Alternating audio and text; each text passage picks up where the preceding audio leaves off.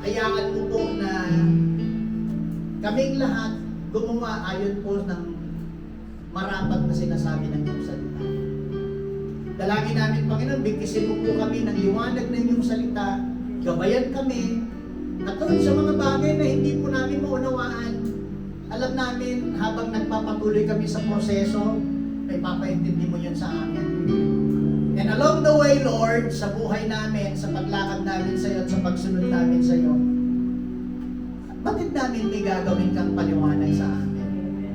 So Father Heart God, today, kaming lahat na magkakapatid, Panginoon, dalangin namin, bayaan mong maganap namin yung pinakamagandang bagay na nais mo sa buhay namin. Masunod namin, mangyari sa amin pong mga sarili yung gusto mo. And we just speak, Lord, blessing upon blessing, favor upon favor, O God, sapagkat gaya ng sinabi mo sa aming pagharap sa iyo, kayo yung judge namin. So Father Heart God, forgive us for whatever sins that we've done before you, Lord. At even, Lord, ngayong araw na ito, sama-sama kami magkakapatid, nilalapit namin si Brother Andy. We intercede, Panginoon, para po sa kanya. Yes. Lord, yung salitang natuklasan, Panginoon, sa kanyang kalusugan ay we declare, Lord, salita lang yun. Lord. At mas higit, Panginoon, na makakapaniig ang iyong kapangyarihan. Kami na magkakapatid, na kasama namin siya, ay we speak, Lord, na gumigit na kami yung kalooban mong mangyari. Yes. Lord, pagalingin niyo po siya. Anuman po yung mga findings sa kanya, Panginoon, kasangkapanin mo ang medisina ayon sa doktor o mga taong aasikaso sa kanya, Panginoon, sa kanya pamamalagi sa ospital.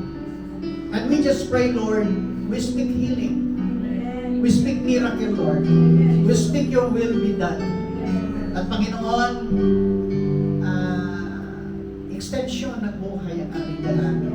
Lahat kami nagpapasalamat sapagkat in-extend mo ang buhay namin. Binibigyan mo kami ng pagkakataong makasalamuha pa ang aming mga kaibigan, pamilya, makapiling ang mga anak, asawa, mga kapatid. And thank you, God, for your great favor sa amin lahat. Kaya, dakilang Diyos, ang dalangin ko, Panginoon, not only is kay Randy, but kay Jonah, O God, doon po sa Canada. Lord, we speak miracle, O God, to the Lord. Lord, maging sa amin lahat na nandito, anumang hilahin lang aming mga pisikal na katawan. Lord, kayo po siyang kumilos. Sa iyo kami nagtitiwala, ikaw ang dakilang manggagamot. Panginoon, alam namin na sa 30 siyang Panginoon na hagupit na tinanggap ng aming Panginoong Jesucristo. Kasama doon, O Diyos, ang sakit namin. Kasama ang anumang grupo ng sakit karamdamang meron kami. At Lord, inaangkin namin ang katubusan, inaangkin namin, Panginoon, ang katuparan ng pagpapagaling mo sapagkat ikaw ang may sabi sa pamagitan ng iyong mga latay kami nagsigaling. Amen. Lord, salamat po sa mga latay na ginawa mo, instead kami. Lord, sa iyo lahat lumatay. Sa iyo lahat lumatay, Panginoon. Yung sakit namin sa iyo lumatay, yung problema namin sa iyo lumatay. Lord, sa yung aming mga kasalanan na malaki, maliit, karumal-dumal man sa iyong harapan, Panginoon, sa iyo lumatay lahat. And we are very thankful for redeeming us, O God. Kaya masasabi namin, ikaw ang aming tagapagligtas. So Lord, save us, continue to protect us, continue, Lord God, to guard each and every one of us. Sa iyo kami nagtitiwala ng aming buhay, alam namin, iingatan mo kami, at lahat ng landasin aming tinatahak, Lord, gabayan mo kami. Maraming salamat, Panginoon. At muli, pinupuri ka namin, at nagtitiwala kami, matinding kilos ang gagawin mo sa mga buhay.